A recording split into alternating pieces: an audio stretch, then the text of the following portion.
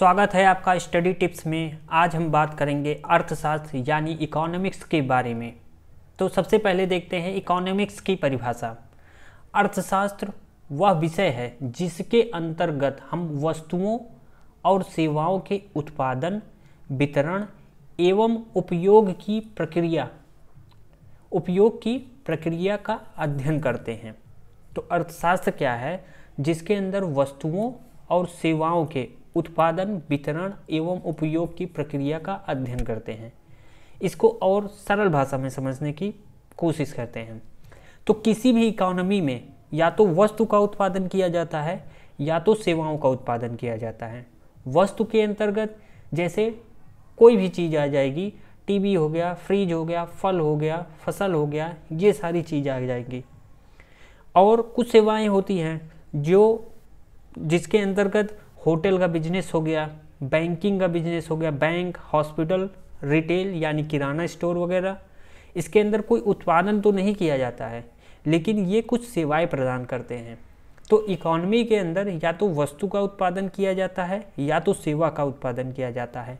तो अर्थव्यवस्था की परिभाषा के अनुसार वस्तुओं का उत्पादन, वितरण और उपभोग की प्रक्रिया, सेवाओं का उत्पादन, उपभोग और वितरण की प्रक्रिया का अध्ययन किया जाता है। जिस विषय के अंदर वही अर्थशास्त्र कहलाता है।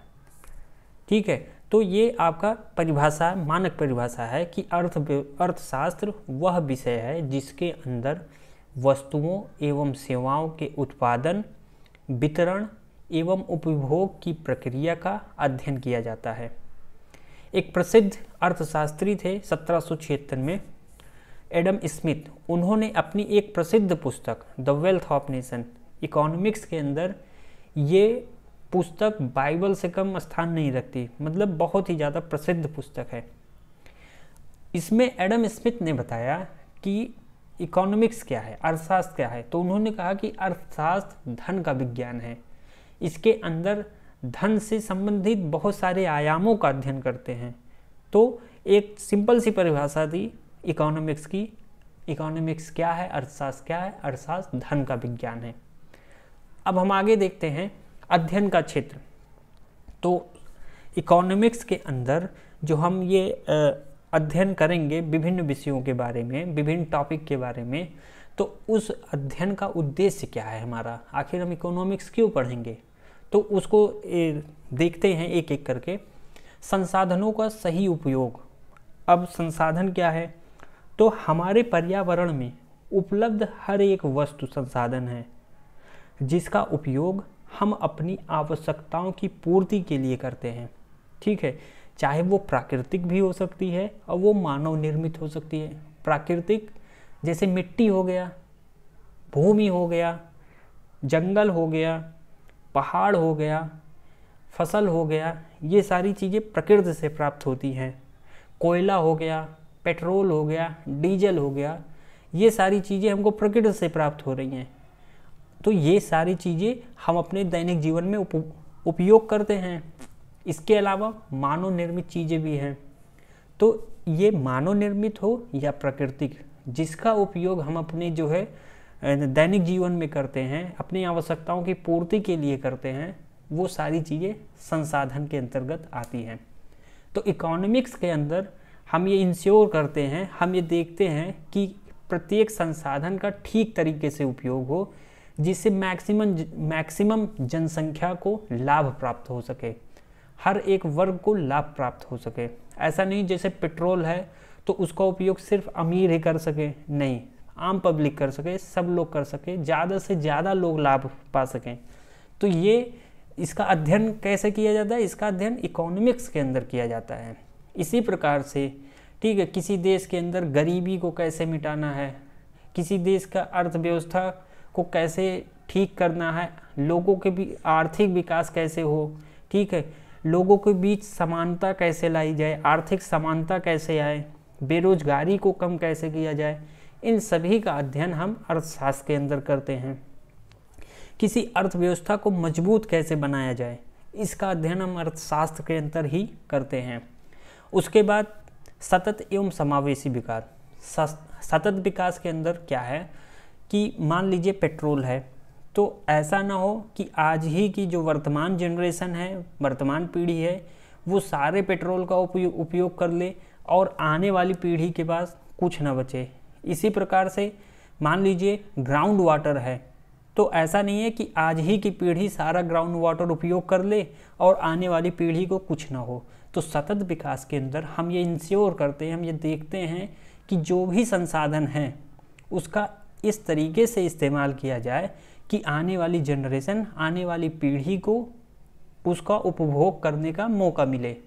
और समावेशी विकास का मतलब ये हुआ कि समाज का हर वर्ग, चाहे अमीर वर्ग हो या गरीब वर्ग हो, महिला हो, पुरुष हो, बिना किसी बाउंडेशन के सबका विकास हो।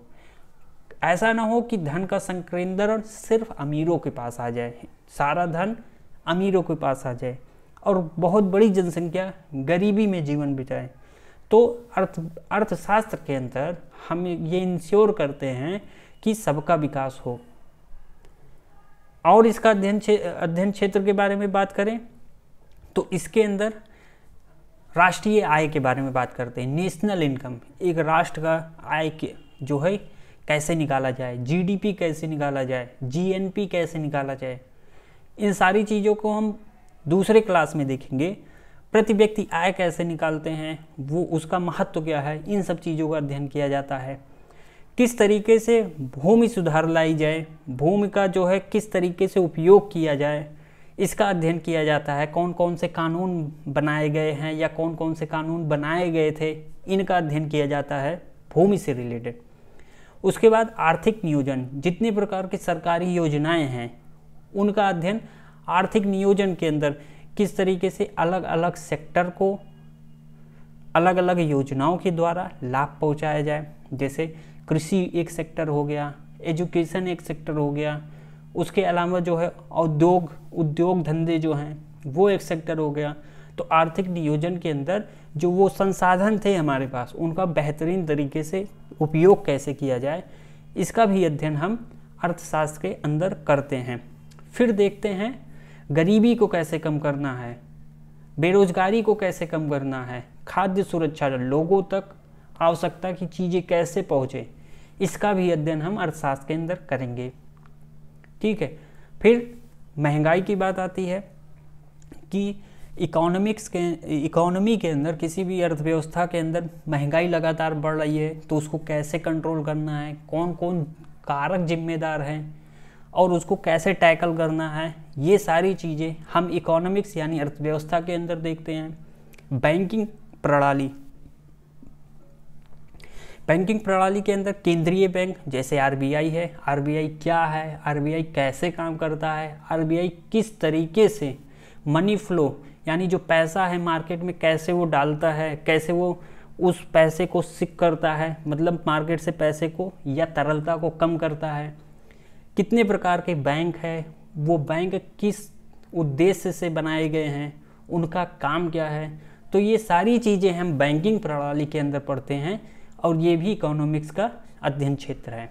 इसके अलावा मुद्रा बाजार, पूंजी बाजार और बीमा बाजार, जिसको शेयर मार्केट के नाम से भी जानते हैं, पॉलिसी विभिन्न तरह के, जैसे आपका लाइफ इंश्योरेंस हो गया, जीवन बीमा, एलआईसी, इन सब चीज़ों के बारे में आप जानते हैं। तो बीमा बाजार के बारे में अध्ययन करते हैं, पूंजी बाजार के बारे में अध्ययन करते हैं। इसी प्रकार से कर संरचना कि एक इकोनॉमी के अंदर, अर्थव्यवस्था के अंदर किस प्रकार से कर संरचना बनी है, कहाँ कहाँ पे टैक्स लगना है और किस तरीके से टैक्स को कलेक्ट करना है। तो वर्तमान में भारत के अंदर जीएसटी लागू है, तो ये जीएसटी का सिस्टम कैसे काम करता है, इसका भी अध्ययन हम इकोनॉमिक्स के अंदर देखते हैं। इसके अलावा हम इसके अंदर बजट का भी अध्ययन करेंगे। तो ये सारे टॉपिक क्या हैं, इकोनॉमिक्स के अंदर आते हैं। तो ये था आज का वीडियो अर्थशास्त्र के बारे में। आपको कैसा लगा ये वीडियो कमेंट में ज़रूर बताइए। मिलते हैं नेक्स्ट वीडियो में किसी और टॉपिक के साथ। तब तक के लिए नमस्कार।